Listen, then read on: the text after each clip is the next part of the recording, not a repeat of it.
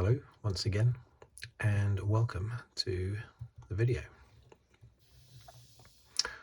This one continuing my look at the 2023 Formula One World Championship.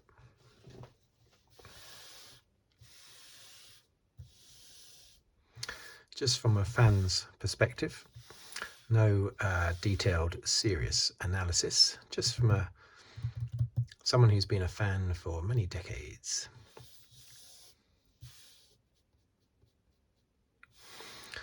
Okay, so what round was this? This was, well, I suppose officially round 11, but they're calling it round 10 because, of course, Imola not taking place. So let's call it 10 then, shall we? And for the British Grand Prix, I always, for some reason, put down the name of the circuit.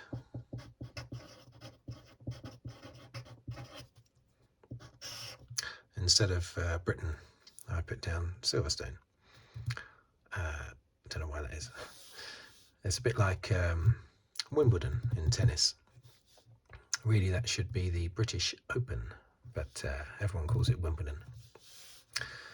Right, so let's go. I will do my usual routine of, let's just make sure that's definitely in focus. The finishing order down here, and then the top 10 in the Drivers' Championship, and then the rundown of the Constructors' Championship, and then I'll talk a little bit about the actual, what I thought of the actual race. Okay, so let's go.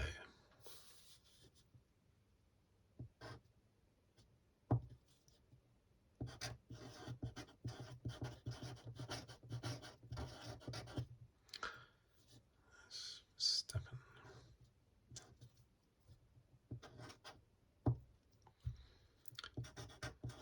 Norris.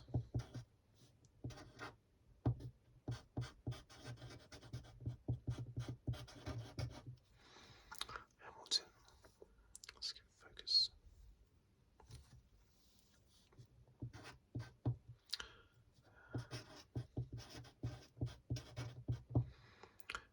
Piastri.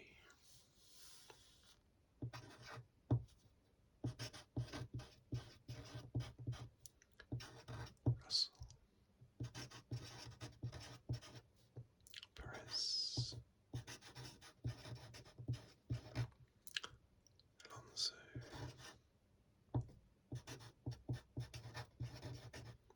Albon.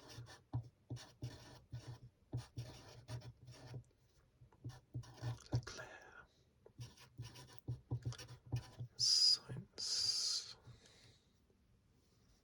Always paranoid about the focus. Sergeant.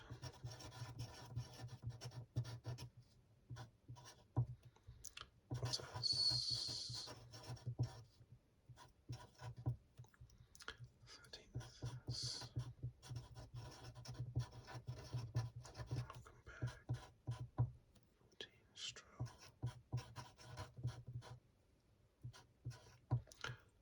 15 is Joe. 16.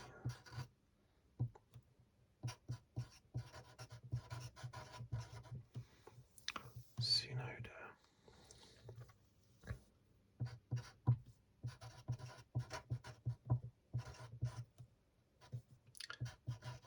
'Vries. Gasly.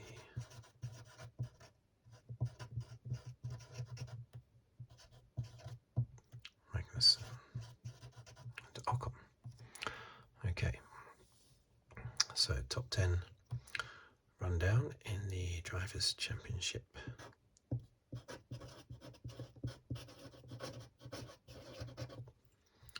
Verstappen 255.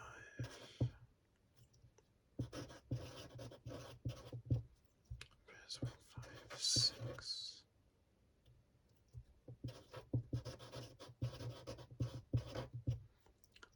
So 137.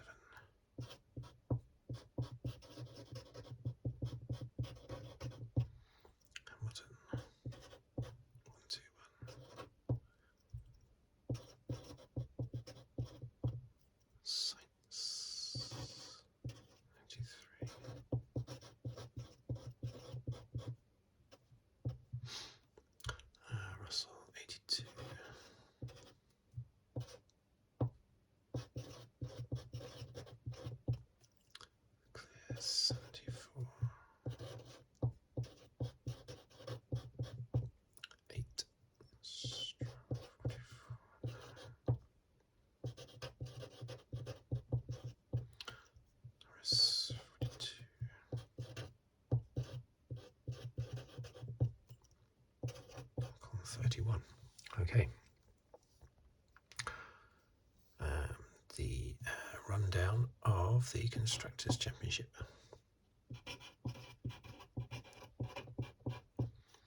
Redbull 4-1-1.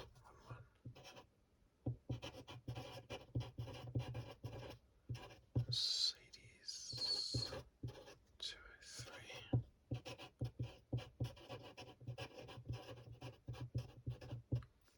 Aston Martin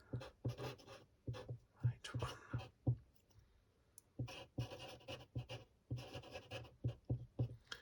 Ferrari 157.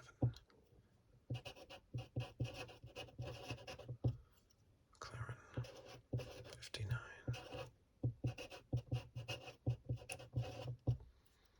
Alpine 47.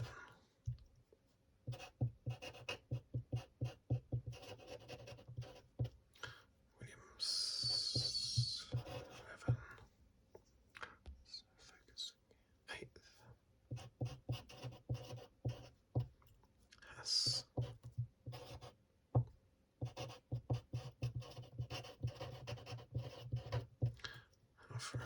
9.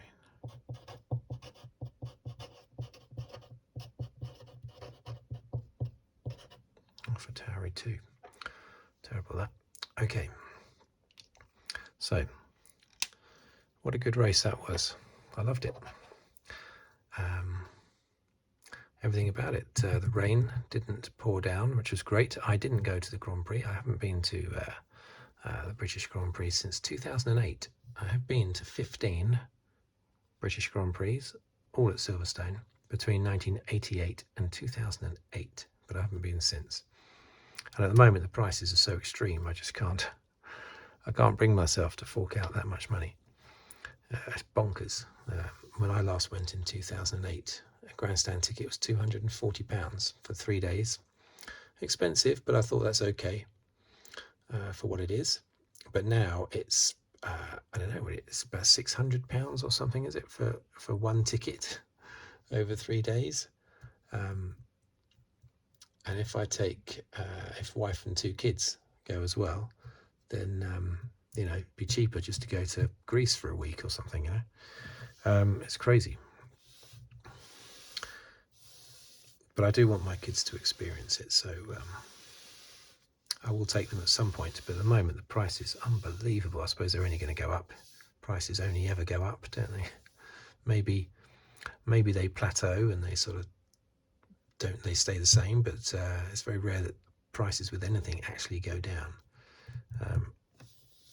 But fantastic race. 480,000 people there over the weekend. I assume what they're doing there is a lot of those people would have been Thursday, Friday, Saturday, Sunday. So that's it's one person counted as 4 out of those 480,000.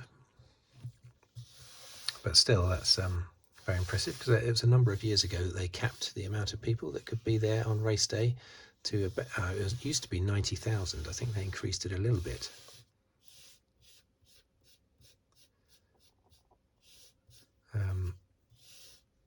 A few years ago, but yeah, obviously there weren't 480,000 people there yesterday. It's 480,000 over the 4 days, with people being counted more than once, of course. Yeah, great race. I mean, Verstappen won, of course, comfortably, but what a great performance by the McLarens. It's amazing. I sort of laugh a little bit, because for Austria I predicted that they were going to be pretty much nowhere. Norris might scrape into the top 10, but I wasn't aware that these upgrades were going to be so good. I mean, all the teams tend to come out with upgrades partway through the season. I didn't know that McLarens were going to come as soon as Austria.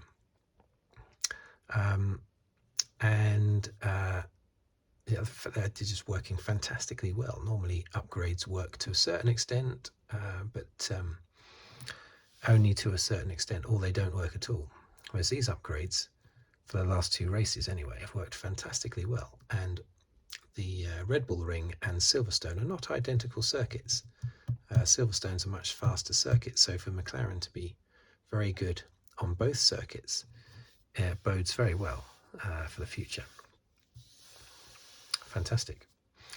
And Norris taking the lead at the start of the race, the cheering was incredible, and it reminded me of, most notably of, well, of course, the Mansell years, which I did go to a lot of the Mansell races, because I went in 88, 89, 90, 91 and 92.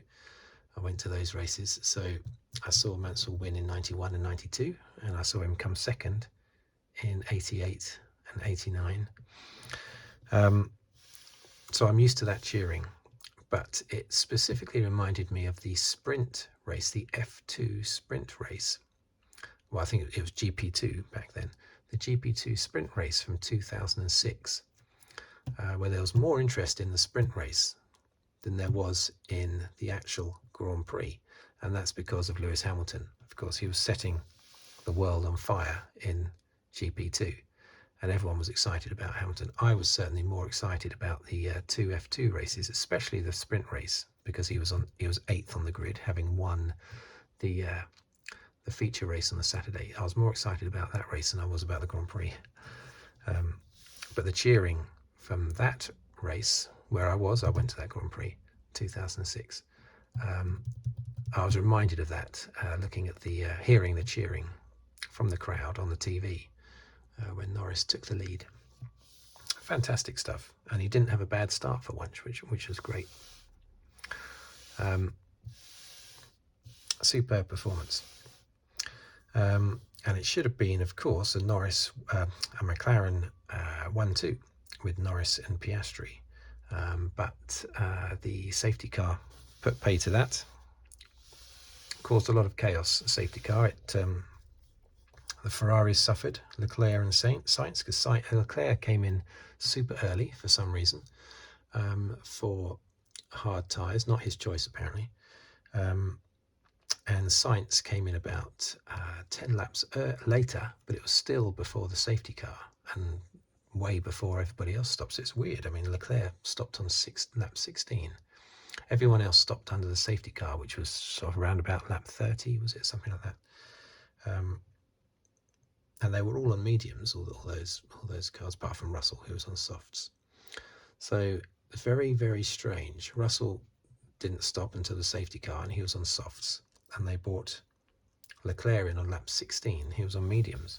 Anyway, the Ferrari's race was ruined from that moment on because they stopped before the safety car. Of course, you don't know there's going to be a safety car, but it's just the way it is. Perez also lost out. I think there were a few others that lost out too. One of the big gainers, of course, was Lewis Hamilton.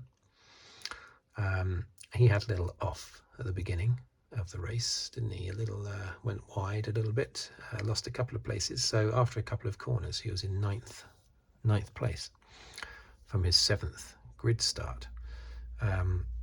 After his pit stops, however, he was 3rd. Now, it's Hamilton and Mercedes are being praised for having done a fantastic comeback there, but I don't really see what's to praise there, really, because I'm a big Hamilton fan, but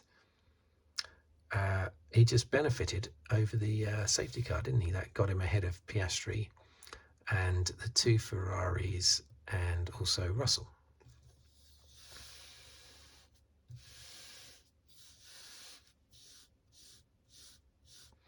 So that was down. It was luck, basically. That got Hamilton onto the podium, really.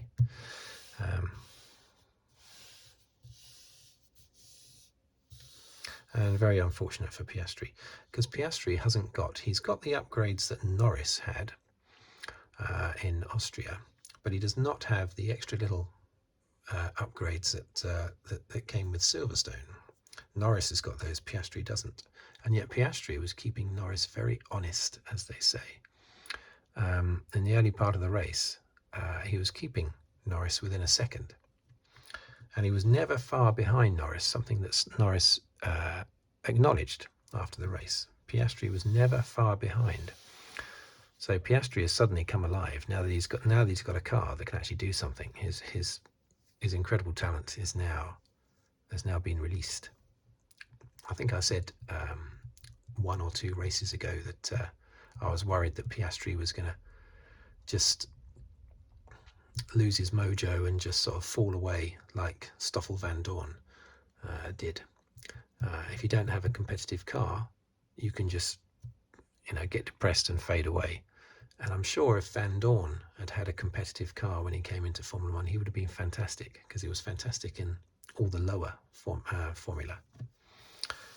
So I was hoping that wasn't going to happen to Piastri, but now he seems to have been reignited, and I think hopefully the McLaren is going to stay good, and we're going to see some great performances by Piastri. Hopefully beaten every time by Norris, but yeah, I'm looking forward to seeing what Piastri can do. Comfortable win really for Verstappen. He was nearly 10 seconds in front before the safety car came out.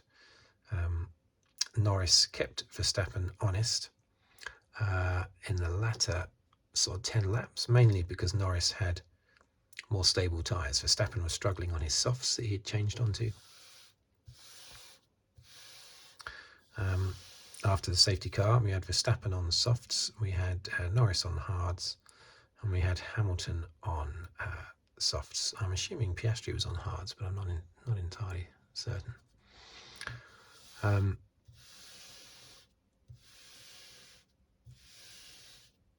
But yeah, that Norris wasn't too happy about that, because it made his life a little bit more difficult, of course, when he was holding off Hamilton. But I don't know, really, the jury's out as to whether or not the hards or the softs were better in the end for Norris, because maybe his car, the McLaren is apparently tough on its tyres, tougher than other teams. So maybe they wanted just to play safe and not have any tyre problems, and they couldn't put the mediums on, of course, because he'd already had mediums. Otherwise they would have. But Russell had already shown that the softs could last, but in a McLaren, would they last? Would they last on a McLaren? That was the question. So Red Bull and of course Mercedes had seen that the softs could last due to Russell going all the way to the safety car on soft tyres. But on the McLaren, that's a different story. So they probably did do the right decision in the end. It just meant that Norris had a bit of a scary ride trying to hold off Hamilton until, say, 5 laps before the end, when he was able to not only pull away from Hamilton but maintain the gap to Verstappen. Verstappen had such an incredibly terrible time on his soft tyres in the final 10 laps that he wasn't able to pull away from Norris. Norris couldn't catch him, but he wasn't able to pull away from Norris. That's what a terrible time he had on his tyres. It shows you how dominant the Red Bull is, and Verstappen. Verstappen, of course, had the fastest lap. What else was I going to say? Oh yeah, I was very surprised that Piastri was, well, I don't know if he was told to hold station behind Norris, but the team told Norris that Piastri was going to dutifully stay behind. This was in the early stages, and not attack Norris. Now, I don't understand that. I always like what's fair, basically. So even though I would want Norris to always beat Piastri, because Norris is British and Piastri is Australian, at the same time I want things to be fair, and I don't understand why. I suppose maybe they thought they would damage their tyres if they fought. I suppose the result was incredibly important for McLaren. That's the thing. It's a bit like the Belgian Grand Prix of 1998, when Ralf Schumacher was told, don't fight your teammate Damon Hill, because they were first and second in the race and were about to score more points pretty much than they'd scored all year. And it was going to be a massive result for who was it again? Jordan, wasn't it? Yeah, Jordan. That's going to be a massive result for Jordan. It was Jordan, wasn't it? Yeah. And so that's why they told Ralf Schumacher, don't challenge Hill, especially seeing as it was chucking it down with rain as well. Same thing here, I guess. If Norris and Piastri had been putting in performances like this all year, and if the McLaren had been putting in performances like this all year, then I'm sure they would have let them race. It seemed a little bit unfair to say to Piastri on sort of lap 3 or something, don't challenge Norris. But I guess that was the reason. The result was super important for McLaren. Russell, yeah, he started on soft, so I've already made that. I said that, haven't I? Leclerc with his early stop. Yeah, Hamilton. Verstappen, now, what certainly helped Verstappen was the safety car period, because it was a virtual safety car, wasn't it? At first, everyone stopped, and then it became a full safety car. I don't understand why it seemed to take 150 laps to clear. Whose car was it? Magnussen's car, wasn't it? I think it was Magnussen. Yeah, it was Magnussen. It's not like Magnussen crashed into the barriers and chucked a load of carbon fibre all over the track and debris and everything. His car just broke down. Maybe there was some oil leakage, I guess, that would have to be cleaned up. But I don't understand why it took so long. And because it took such a long time for the safety car to end, that helped Verstappen on his soft tyres at the end of the race. Who knows? Who knows? Maybe Norris on his hards would have challenged Verstappen had the safety car, not lasted longer than the actual race, it seemed.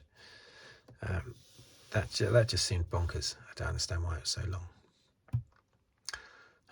Norris versus Hamilton, of course. Fantastic. That was a real ding-dong battle. Norris holding off Hamilton, the crowd cheering, not knowing which one to cheer on. It's the first time since 1999. Was I at that race in 1999? I was, yes. I was at that race in 1999 when Coulthard won. And who was third? Was it Eddie Irvine, I think, maybe? Yeah, I think so. It's the first time since then that we've had two Brits on the podium at Silverstone. That's incredible. It's been that long. And not far behind Verstappen. Okay, the safety car helped, but Verstappen would have probably only finished about 10 seconds or so, I think, ahead of Norris. Mind you, if he'd really needed to, I'm sure Verstappen could have gone quicker. Perez, okay, I mean, look at this, 99 points. 99 points behind.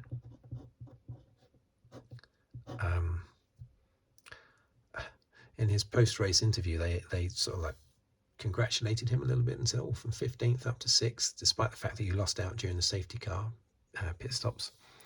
Well done, Perez. No, it doesn't matter. It doesn't matter what position he came from. Also, why was he in 15th place? I think it was his fault, pretty much, wasn't it? The qualifying. Can't remember now if it was just bad timing, or was it the team's fault? I don't know. But Perez is having an absolute mare in qualifying. I think it's like 4 of the last 5 he's been out of the top 10, something like that. So, and that's not going to be the team all the time, is it? So it doesn't matter where he came from. I think he would have only been congratulated if he had come up to 2nd, because that's where they would want him to be anyway. Even if he got up to 3rd, they would be irritated because they would think if you hadn't messed up your qualifying, you would be 2nd behind Verstappen. Instead, you're 3rd. So anything below 2nd, I think, would have them frowning at Sergio.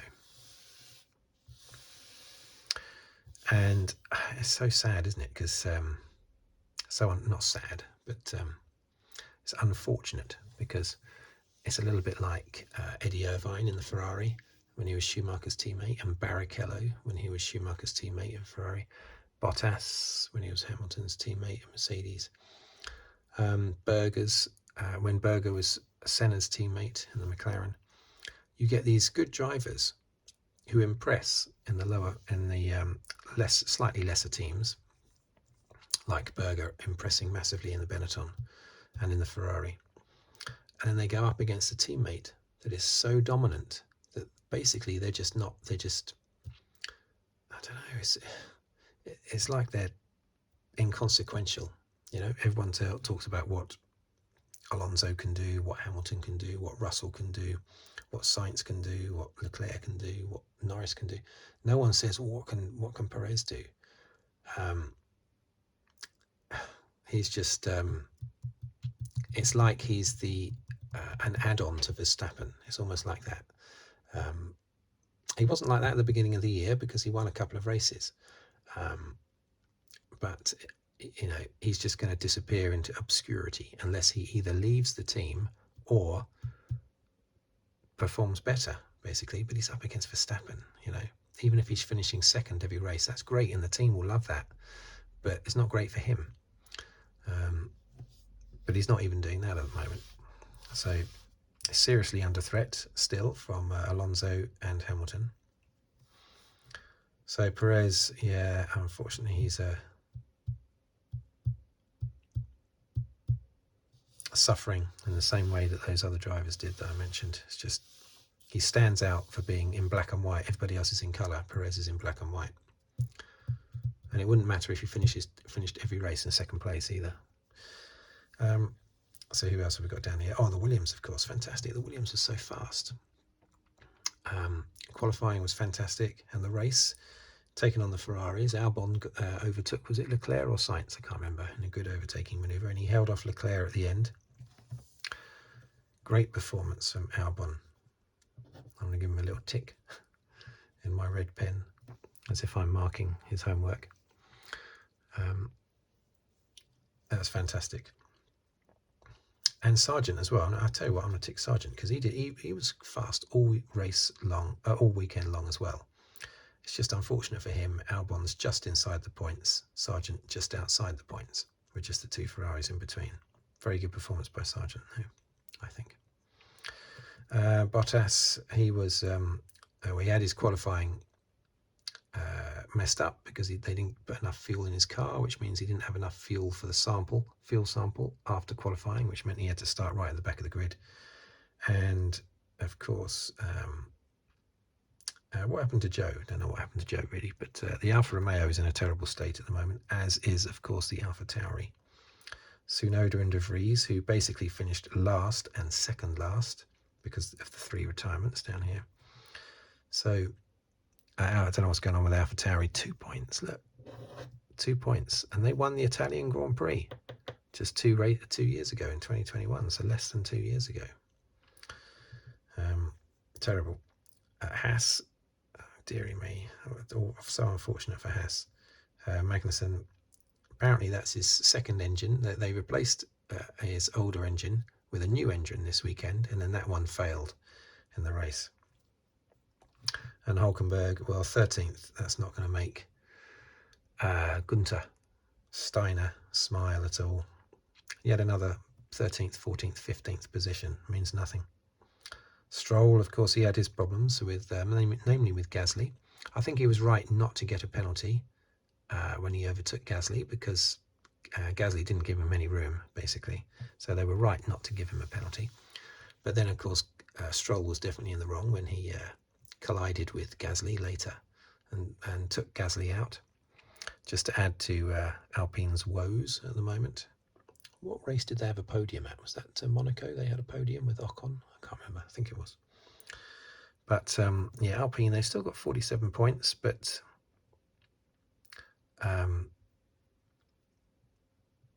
at the moment, they're probably only just ahead of Williams. But of course, it does depend on the circuit. Williams are very good on fast, open circuits. Their aero package is particularly good. Aston Martin are not as good on the fast, open circuits, and they're better on the. So I think Aston Martin should do better in Hungary in 2 weeks' time. It's still, relative. There are quick sections to that circuit, but there are about 150 corners as well in the Hungaroring. So that should suit Aston Martin, I think. And we just don't know what McLaren are going to do, or Mercedes. It's really up in the air. Without Red Bull and Verstappen, the championship would be fantastic. As regards the championship, well, I think with the teams, you've definitely got 3 divisions, haven't you? There are 4 teams now that can easily finish best of the rest in any race. And the next race, I reckon, will be Aston Martin, the best of the rest. This time it was McLaren. A couple of races ago, it was Mercedes. In Austria, it's Ferrari. Take Red Bull out. It's always the way, though, isn't it? There's always one team or one driver that spoils the championship. It's always the way. I don't know why that is. But that would be fantastic, wouldn't it? But it's not exciting. A race for second place in the Constructors' Championship is not at all exciting. It is for the teams because they do get extra money, and with all the budgetary cuts at the moment, even these big teams are happy to get that extra money. But really, it's not. It's not a big deal for them massively, and certainly not for us watching. It's great for us to watch these cars and drivers competing on equal terms every race and being pretty even in every race. That's great for the individual race, but I'm personally, I couldn't care less out of these 4 teams which one came second in the championship.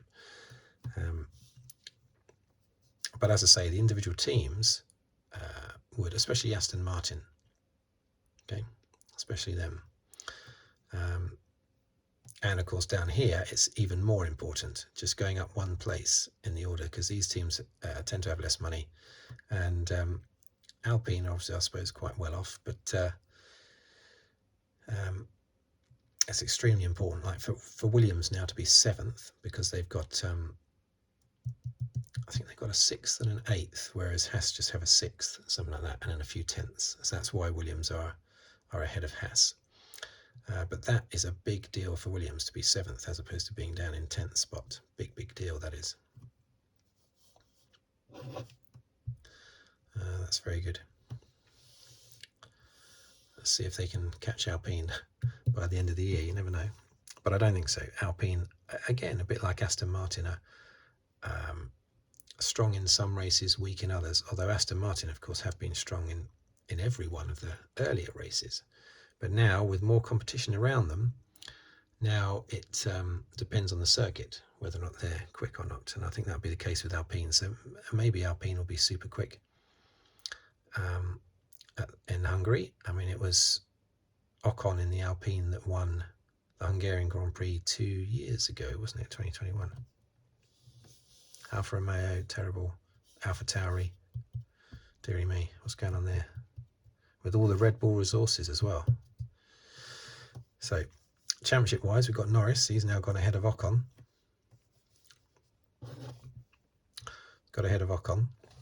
And will he get past Stroll? Well, he should do, really, shouldn't he, I suppose. But again, depends on the circuit. I think Aston Martin will be the strongest of these 4 teams in the next race. But maybe only with Alonso, not with Stroll. But Norris will get past Stroll. And then can he catch the Ferrari of Leclerc, languishing down in 7th spot? Who knows? Anyway, how long have I been going? Just about half an hour. So I think I'll end it there. But that was a fantastic race. 6 on the trot now for Verstappen. The only other drivers to have done that. Schumacher did it twice. Vettel did it. Alberto Ascari did it, didn't he? Alberto Ascari did it in the 50s. He did 9 on the trot. And Nico Rosberg did it by winning the last 2 races in 2015 and then the first 4 in 2016, due to a lot of bad luck for Hamilton, mostly in qualifying on those early races in 2016. Rosberg was able to romp away for 4 straight wins. But yeah, that gave Rosberg an amazing 6 wins on the trot. I don't know how that happened, really. Well, I do know. It's because of all the bad luck that Hamilton had. I think his car blew up twice in qualifying in 2 of the early races in 2016, which put him way down the field. Anyway, yeah, so fantastic. And 11 on the trot for Red Bull, equaling McLaren's record from 1988. Very good performance. And of course we've got Brad Pitt now, haven't we? Formula 1 driver. I'll wait until I see that film before I decide whether or not I think I'm going to like it, basically, because I remember a number of years ago, Sylvester Stallone was hanging around the pit lane, wasn't he? Because he was supposedly going to make a Formula 1 film. In the end, it was sort of like an IndyCar film with all the racing taking part in the street or something, not even on a racetrack. And it was instantly forgettable. So I'm hoping this one isn't, but I'm a bit wary seeing how old is he now? About 55 or so, a 55-year-old Brad Pitt with the somewhat corny name Sonny Hayes. I love Brad Pitt. I think he's a fantastic actor. Should be a multiple Oscar winner by now. He's great, but I am a bit concerned about him being a racing driver in an F1 film, but we'll see. But they're filming that at the moment. They were filming it at Silverstone, weren't they? So I did hear that was their first. That was filming. That was when filming started at this weekend, and then they'll be doing more filming the rest of the year. So, what about races like Monaco, for instance? Surely they're going to include Monaco in the film, aren't they? Maybe they're going to film that next year, or maybe I heard wrong and they did do some filming earlier in the year. Anyway, that's all I have to say for now on this video. A fantastic race despite the Verstappen win. I'm really pleased that it was a really good race still. Thank you for watching. Thank you for listening.